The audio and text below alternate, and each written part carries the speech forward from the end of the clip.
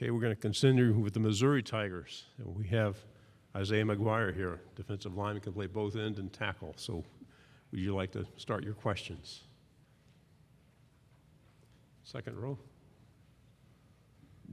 You know, I was talking to Martez about Eli's personality. You know, what do you think it is about Eli's personality? You know, he's so witty, funny here. Is he kind of similar with you guys, and does he keep that up with the team too? So Coach Drink has always been out, going personality, and it's affectionate. You know what I'm saying? He brings fun to, the game of football. In our team meetings, we have like a shoot around, before we actually get into the specific details of what we have during the week and things of that sort. Just as a follow-up to that, what do you think that's done for building the culture of this team? We talked about upstairs, kind of like all these guys staying and, wanting to stay, and that's so rare now. What do you think that's done for this culture, just his personality?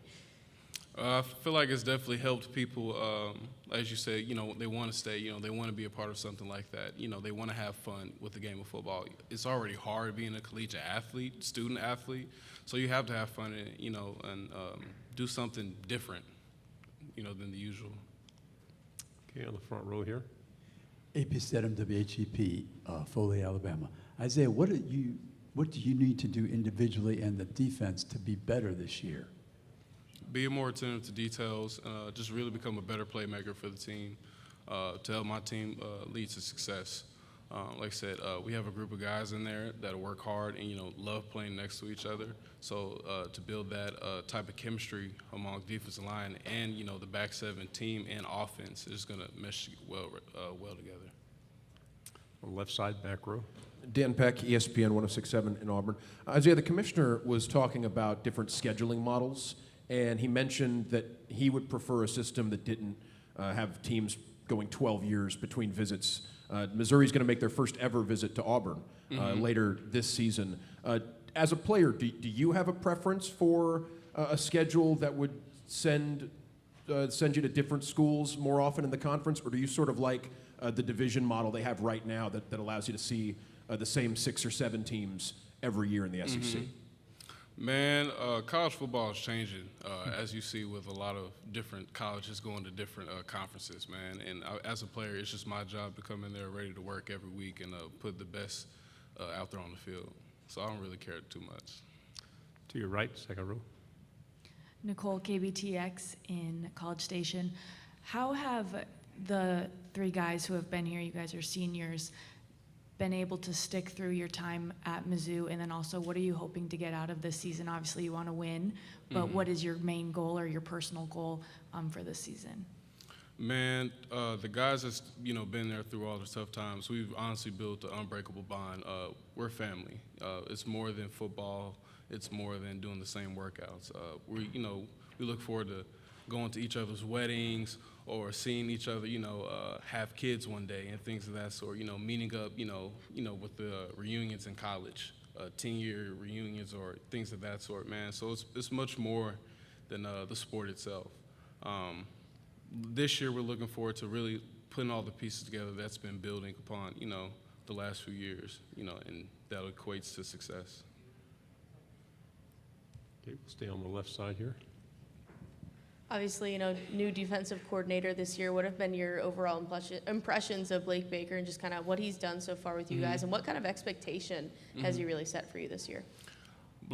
Coach Baker has honestly been a great addition to our staff and our team and our program. He brings a lot of energy and a lot of different ways for us to be successful as a team and as a defense. Our standard is to be the best and go out and perform. Also have fun doing it, being free, not have to think about things too much. Like I said, if you think too much, you slow down during the play. So for us, it's really just tying things in together and going out performing our best. Okay. You talked a little bit earlier about the changes to the offense and just the extra step that the defense has to take to kind of make sure that they're not lacking at all. What's the kind of changes that you're making this year to make sure that whoever the starting quarterback is, that the defense is still top notch? I wouldn't even say it's more so lacking. It's just, like I said, putting the pieces all together. As a defense, we have our own standard, to uphold, the success that the team, eventually grabs a part of and, be a part of. So for us, it's just holding ourselves to that standard, doing our part as a defense to make life easier for the offense, and vice versa as the offense make things easier for the defense. Okay, the back row. In part because of the transfer portal and the extra COVID-19 year of eligibility afforded to players, we're seeing some extremely veteran quarterbacks around college football and around the SEC. Jack Abraham has been playing college football for a really long time. I remember him at Ole Miss or Southern Miss in 2017, 2018, and he's been around since then. Your impressions of Jack as one of the quarterbacks competing to be out there this fall? Jack is a real cool guy. I've talked to him on a few occasions, and just getting to know him as a person. Like I said, him being married was something that intrigued me. Is like, man, really?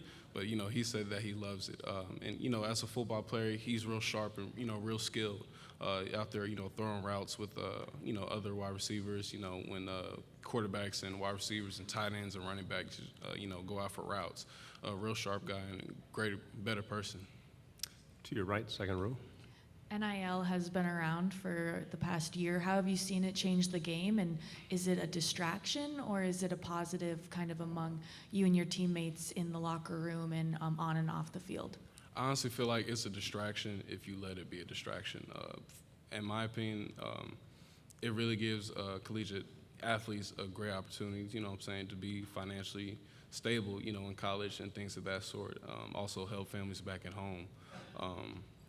So the main goal is to really play and perform on the field.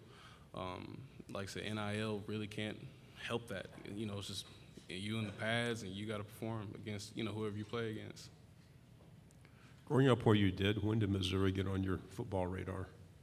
Say it again. Growing up where you did, when did Missouri get on your football radar? Honestly, Missouri was my only Power 5 offer. So, I wasn't that highly recruited out of high school, but, God shaped it in the way that he wrote the story. So Missouri has given me the best opportunity to go out and play college football. In what ways has it exceeded your expectations or your hopes? Just to put all the pieces together, be successful as a team, like we've been building each and every day, brick by brick, not looking too far ahead, not focusing too much on the past. Like I said, focusing on the now, enjoying the now moment. Back row again. I imagine Coach Odom played a role in your decision to come to Missouri. He's still in the conference as Arkansas's defensive coordinator. You guys get to see him this year. What's it like seeing Coach Odom now that he's coaching somewhere else? Man, I feel like it's real cool. Like I said, he was a part of one of the biggest decisions I've made in my entire life so far. So like I said, it's all love outside of, the actual football game itself. But, once, that whistle blows and that clock starts running, it's game time. We have any final questions? Okay, thank you very much. Thank you. Good job. God bless y'all.